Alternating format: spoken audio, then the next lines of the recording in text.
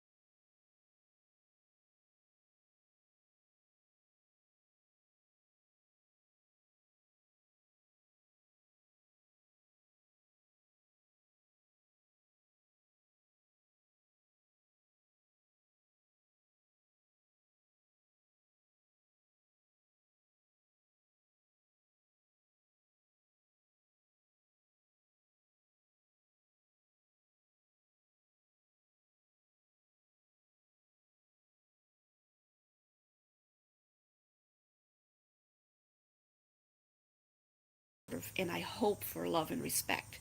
And the way I do that is I establish limits, what they can and what they cannot do to me or with me.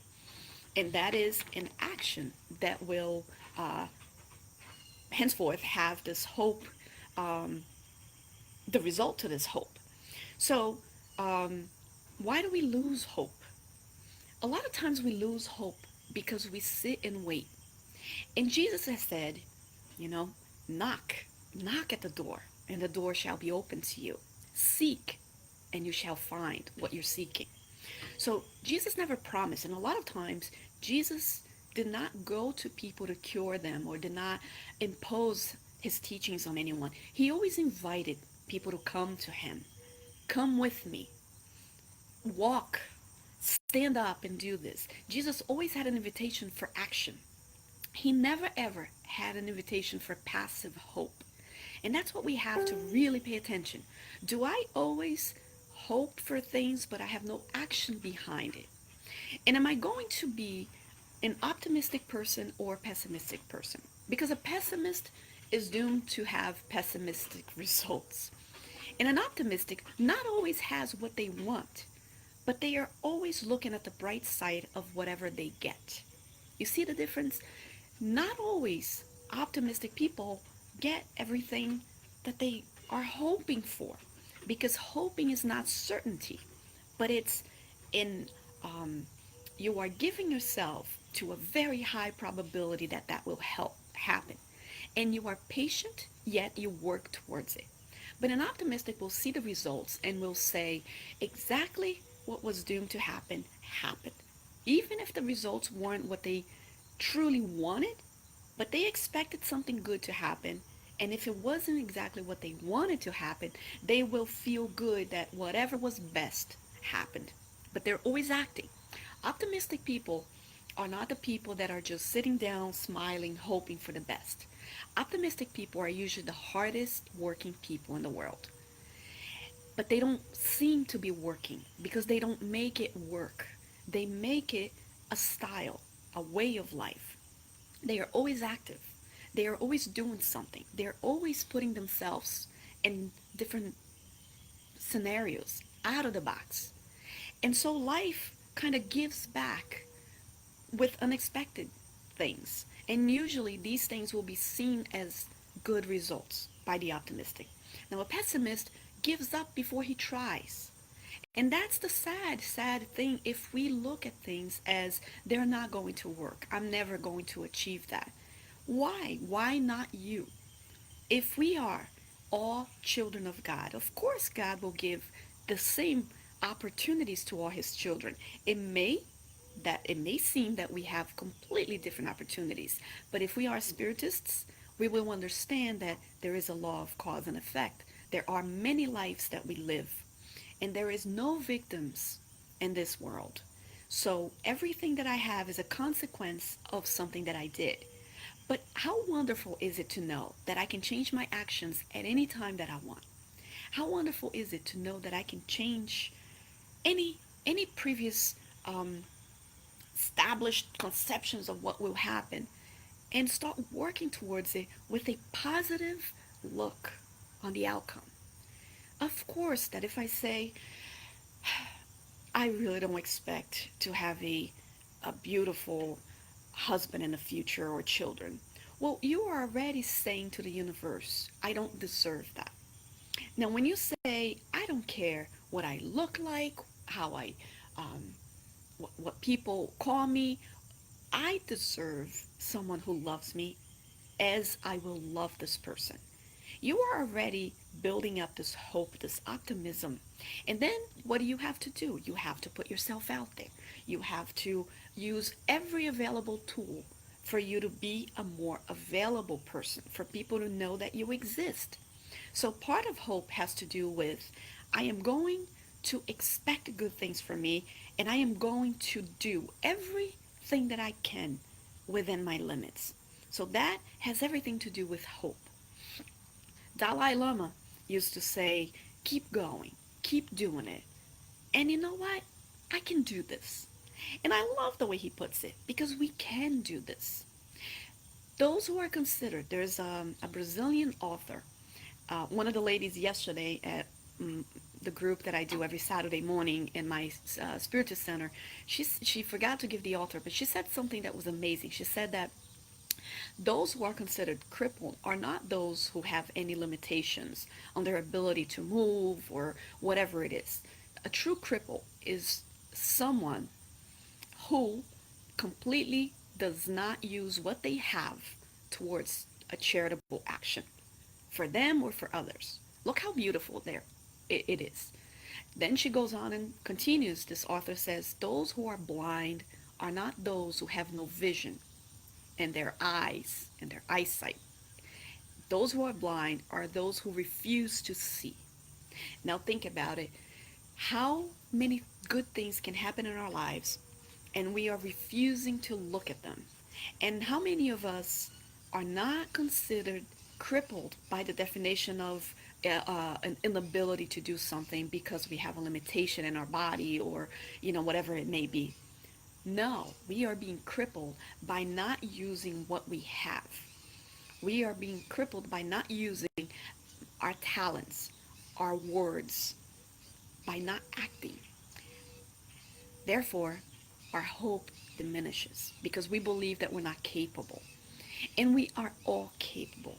The one thing Spiritism brings to us is this certainty of happiness at the end, at the very end, which there is not a true end, but this process of betterment through lives. But we can stagnate. We can decide that, I have lost all hope. And unfortunately, some do lose all hope and they get to the point where they take their own lives. And again, if we go to St. Paul the Apostle, when he says in his first letter to the Corinthians, at the very end, and he says, now abide faith, love, and hope. But the greatest of this is love. So if we think about it, he does have the word faith and hope separately because they are separate things. Faith, we have talked here on Morning Coffee for the Soul, it's the trust and surrender. Now with faith, you have certainty. With hope, you have a high probability. You have an expectation. See, faith, you have conviction. Hope, you have expectation. So Kardec had says that the consequence of faith is charity and hope. That's something that Kardec said. So before, think about it, that's the consequence of faith. Because everyone who has faith will automatically, of course, they will have hope. And they will be charitable towards them and towards others as well. Because they know they can do it. And they're always moving. Now, I want you to always remember, people who are optimists, they are usually always working towards a goal. They do not sit and wait. They expose themselves to different situations. And that's the goal for all of us, to really look at ourselves and say, what am I doing for my future to be different? What are the steps that I'm doing? And some people get a therapist to help them, and that's wonderful. That's such a great, powerful, courageous act because a lot of people don't want to accept any help. Their pride takes the best of them, and they say they can do it alone. And many times in our lives, we can't do it alone. And that is why we live in society. That's why we live with people. That's why we have spiritist centers. That's why we have churches. We have groups, support groups, because we need one another. And sometimes we are also betting on someone who can't help us because sometimes their situation is even worse. So the best thing to do is what? For us to understand that I always need someone in my life, but I have to do my part. I have to act. Now, probability, we got to remember that we always look at polls, right? We always go into these, and let's look at this last election for presidency. Every single poll that I saw, at least on every news, had one president at a far win. And everybody ignored what really people were going for, or whatever they were going to vote based on what was being told them to them. So people sometimes believe in polls, and I understand some polls are very hard worked at, and I'm not dismissing them. But if we start to have our own beliefs, and we forget about true probabilities. And a lot of times we surprise ourselves. Because truly nothing is due. If you flip a coin 1,000 times, the probability is 50-50 because there are two sides to a coin. But every time it falls, your probability continues to be 50-50. So if that falls 10 times in a row, nothing is due. Oh, it's been the same, head or tails. It's been head about 10 times, so tails is due. Nothing is due. The probability continues to be the same, half and half. So in life is the same thing. When you look into the probability of being happy, the probability of something that you hope for happening, nothing is due if you do nothing about it. And I like this. Nothing is due if you do nothing about it. You don't have to say, "Oh, I've lived in a misery long enough. Now I'm due for happiness. Something's bound to happen." See, that it doesn't work that way. That's not true probability. If you really look at the chances of happiness and all the actions you're taking towards this happiness, that is when probability works. And that is when hope comes into action. Now I can hope for something to happen because I have a solid background that, yes, this will happen. So let's think about it, my friends.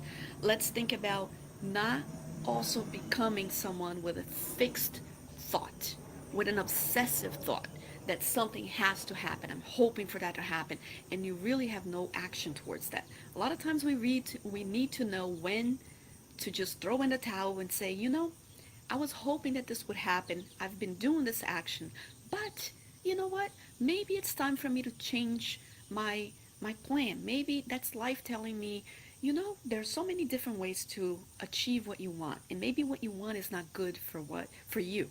So, and that goes into faith. When you really surrender to the wish of God and when you really trust in Him, then life becomes so much lighter.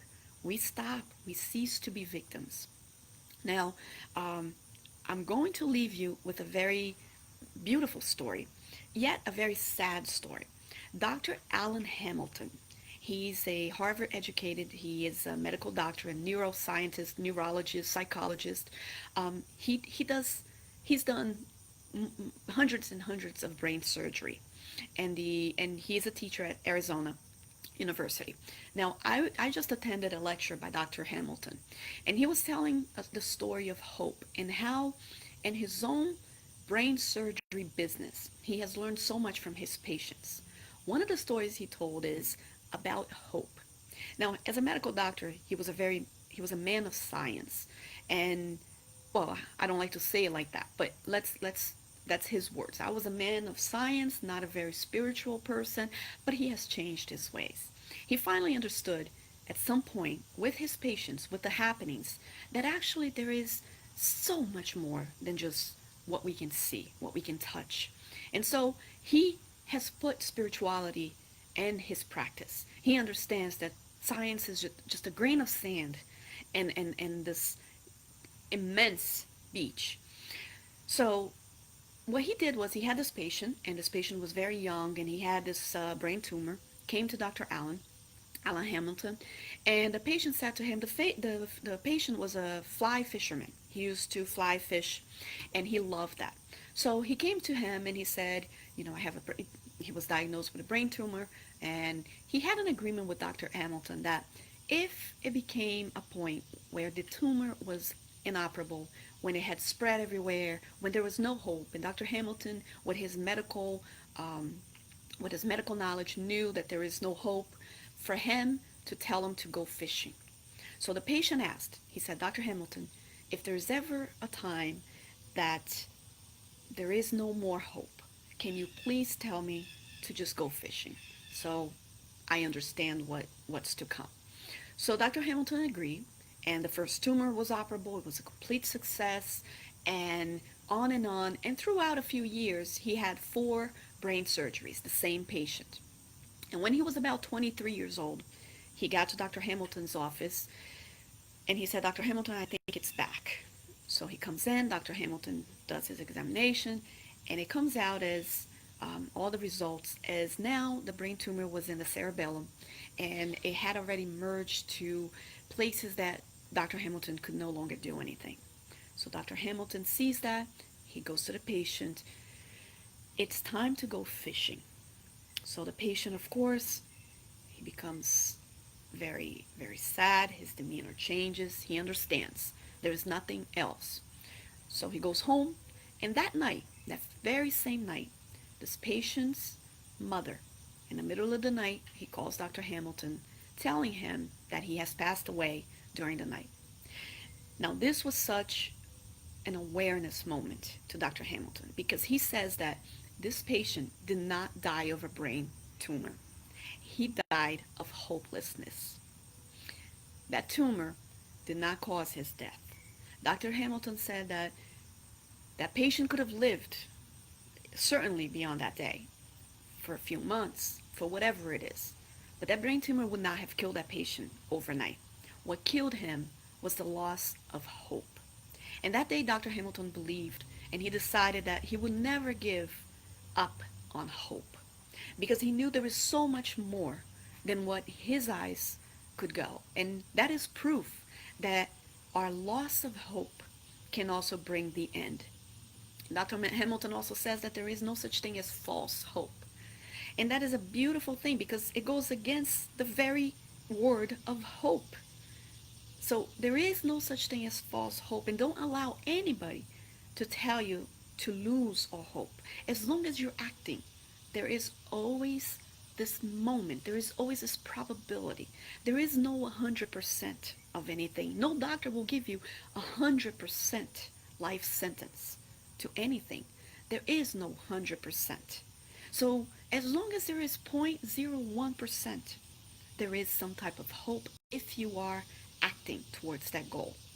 So let's remember, my friends, that Dr. Hamilton said, I will always tell the truth. I will always give the medical knowledge that I have towards whatever case it may be, but I will always tell them that I don't know it all and that science cannot explain all of it.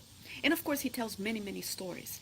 But let's think about it. Even on the movie Dumb and Dumber, who has saw that, where Jim Carrey comes and he asks this girl out, and he was you know, he was not a very bright person in that movie. He didn't dress very elegant. But anyway, he goes to this beautiful girl and he says, listen, maybe throughout life, if we have, do I have hope? Do I have a chance?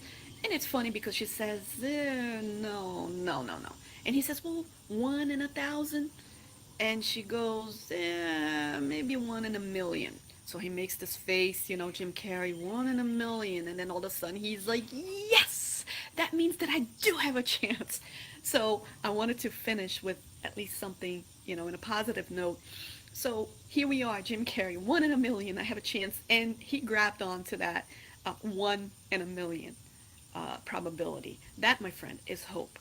So let's think about our beautiful Spiritist doctrine, how much it teaches us about hope, how much it teaches us about faith. So let's go in life with a positive attitude, but with actions. There is no positive people who do not work. And the most positive people in the world are the one that works the most at what they want. So again, let's be what we want to change in the world. Let's be the example of the partner that we want.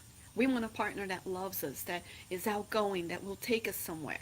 Let's be at these places. Let's be outgoing. Let's love. And maybe I want to be an introvert, and that's a great thing. And I like to be to myself, and I like to contemplate things and to study and to read books. That's wonderful. And maybe you need to get together with a book club of friends that have the same interest. The thing is, we need each other. And we have to have this hope that things are going to be okay. And you know what? If you study Spiritism and if you really listen to what Kardec came to bring us, there is not just hope, but there is the only fatality, the only certainty in our lives, that we have lived many others and that we are always progressing, and that at the end, at some point, we will be spirits that are truly happy, truly sane, truly healthy, and truly and completely attuned with God. So thank you for this morning coffee for the soul, and I hope to see you guys all next Sunday. We'll talk about whatever you want to talk about. You guys can put it here on the comments. And now I'm going to my own personal website, my Facebook, to do the same talk in Portuguese. You're all invited to come along as well. But now I just want you to know, do not leave Kardec Radio. Stay here with us. We have amazing topics. Check us out. We have an app that's wonderful, and we have a website. So kisses to all of you, and enjoy this beautiful Sunday. Sun's coming up. So I hope wherever you are, you enjoy this beautiful Sunday. Thank you.